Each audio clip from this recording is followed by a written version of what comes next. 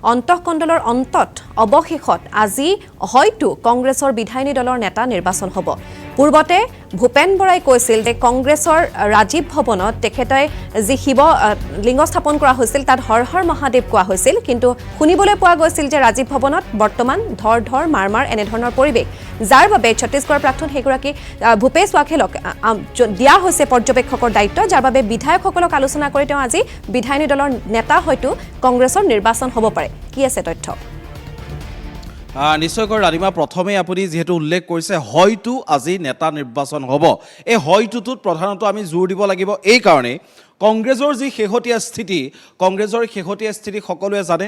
বিধানসভা নিৰ্বাচনত কংগ্ৰেছৰ যি ধৰণে ছন্দপতন ঘটিল, মিত্ৰতাৰ যি ধৰণে ছন্দপতন ঘটিল, তাৰ পাছত কংগ্ৰেছৰ ভিতৰচোৱাত কি ধৰণৰ এটা পৰিৱেশ, সেই সন্দৰ্ভত আমি পৰহিৰ দিনটোত এখন সবিস্তাৰে আমি প্ৰতিবেদন ইতিমধ্যে প্ৰকাশ কৰিছোঁ।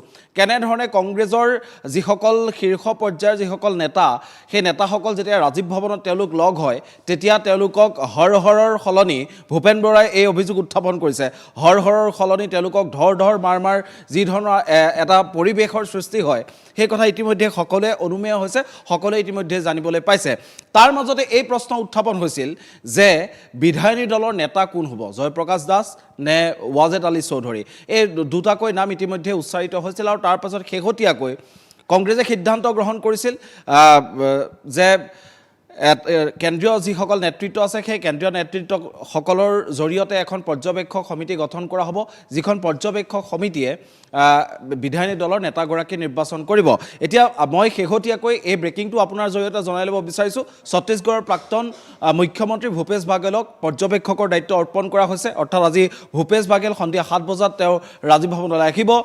তাত তেওঁ প্ৰতিগৰাকী বিধায়কক তেওঁ পৃথকে সাক্ষাৎকাৰ গ্ৰহণ কৰি তাৰ পৰা যিটো ফাইনেল ৰিজাল্ট ওলায়, সেই ৰিজাল্টৰ পৰাই তেওঁ নেতা নিৰ্বাচন কৰিব। এতিয়া আপুনি কোৱা হয়তোটো কিয় জোৰ দিবলৈ কৈছোঁ, সেই কথাটো মই অকণমান জনাব বিচাৰিছোঁ দৰ্শকসকলক। এই যে আমি বাৰে বাৰে কৈছোঁ হয়তো আজি নেতা নিৰ্বাচন হ'ব, কাৰণ এতিয়াও সম্ভাৱনীয়তা যথেষ্ট আছে। কংগ্ৰেছৰ ভিতৰচৰাত যেনেধৰণে উলম্ব বিভাজন হৈছে, আজি এখন বিশেষ জাননী পত্ৰ কংগ্ৰেছৰ পৰা প্ৰকাশ পোৱা এখন বিশেষ বিজ্ঞপ্তিৰ সন্দৰ্ভত আমি ইতিমধ্যে আপোনালোকক উল্লেখ কৰিবলৈ লৈছোঁ। প্ৰদেশ কংগ্ৰেছ আৰু যুৱ কংগ্ৰেছৰ মাজত যে এটা উলম্ব বিভাজন হৈছে, ইতিমধ্যে পুৱাৰে পৰা সেই বাতৰি আমি সম্প্ৰচাৰ কৰিছোঁ। এফালে যদি চাওঁ গৌৰৱ গগৈ, আনফালে চাওঁ আমি জুবেৰ আলম। গৌৰৱ গগৈ আৰু জুবেৰ আলমৰ মাজত পৰহিৰ তাৰ আগৰ দিনা যি ধৰণৰ এটা পৰিস্থিতিৰ সৃষ্টি হৈছিল, সেই কথা ইতিমধ্যে আমি উল্লেখ কৰিছোঁ। বিধায়কসকলক সন্মিলিত কৰি গৌৰৱ গগৈ অধ্যক্ষতাত এখন বৈঠক অনুষ্ঠিত হৈছিল। জুবেৰ আলমৰ কিছু পলম হৈছিল তাত উপস্থিত হোৱাত, যাৰ ফলত গৌৰৱ গগৈ কিছু কথা শুনাইছিলে।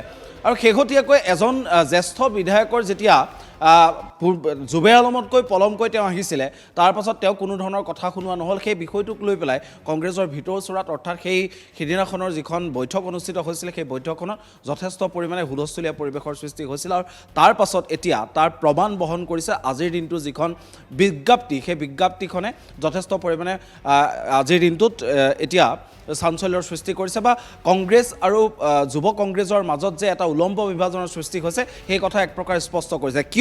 কিহৰ কাৰণে?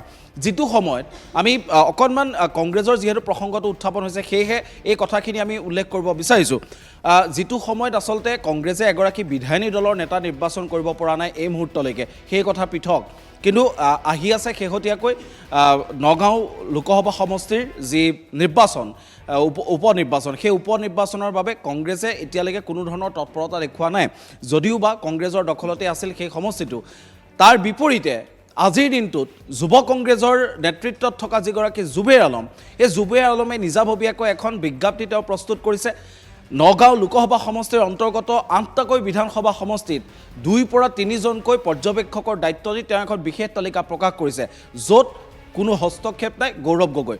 গতিকে এই বিষয় দুটাৰ ক্ষেত্ৰত ক'ৰবাত প্ৰদেশ কংগ্ৰেছ, ক'ৰবাত যুৱ কংগ্ৰেছৰ মাজতে যে এটা উলম্ব ফাট মেলিছে, এই গোটেই কাৰবাৰটোৱে এক প্ৰকাৰ প্ৰায় নিশ্চিতি প্ৰদান কৰিছে এতিয়া আহিছোঁ মূল প্ৰসংগলৈ আজিৰ দিনটোত বিধায়িনী দলৰ নেতা নিৰ্বাচন হ'ব বুলি তেওঁলোকে ইতিমধ্যে উল্লেখ কৰিছে 7 বজাত যিখন বৈঠক অনুষ্ঠিত হ'ব সেই বৈঠকখনত আচলতে স্পষ্ট হৈ পৰিব আজিৰ দিনটোত বিধায়িনী দলৰ নেতা নিৰ্বাচন হয় নে নহয় আৰু যদিও বা হয় তেতিয়াহ'লে সেইগৰাকী নেতা কোন হ'ব এতিয়া আটাইতকৈ ডাঙৰ কথাটো হ'ল কংগ্ৰেছৰ মাজত ইমান তেওঁলোকৰ মাজতে কেইবাটাও ফাট মেলা পৰিলক্ষিত হৈছে এফালে যদি যুৱ কংগ্ৰেছ আনফালে প্ৰদেশ কংগ্ৰেছৰ মাজতো হেনো কেইবাটাও ফাট গতিকে এই ক্ষেত্ৰত শীৰ্ষ নেতৃত্বই বা ভূপেশ বাঘেলে যিগৰাকী নেতাক নিৰ্বাচন কৰি দিব সেই কেইগৰাকী নেতা এই 19 গৰাকী বিধায়কৰ পচন্দৰ হয় নে নহয় সেই কথাটো আচলতে অত্যন্ত লক্ষণীয় হ'ব যদিহে নিৰ্বাচন কৰি দিয়া হয় তেতিয়াহ'লে সেই নেতাগৰাকীক কংগ্ৰেছৰ আন যিসকল বিধায়ক তেওঁলোকে তেওঁক বিধায়িনী দলৰ নেতা হিচাপে গ্ৰহণ কৰে নে নকৰে এই বিষয়বোৰক লৈ কিন্তু পুনৰবাৰ কংগ্ৰেছত যে এক অন্তঃকণ্ডলৰ সৃষ্টি হ'ব সেই এক প্ৰকাৰ প্ৰায় নিশ্চিত হৈ পৰিছে ৰাণীমা নিশ্চিতভাৱে ভাস্কৰ ধন্যবাদ জনাইছোঁ আপুনি সবিশেষ কথাখিনি জনোৱাৰ বাবে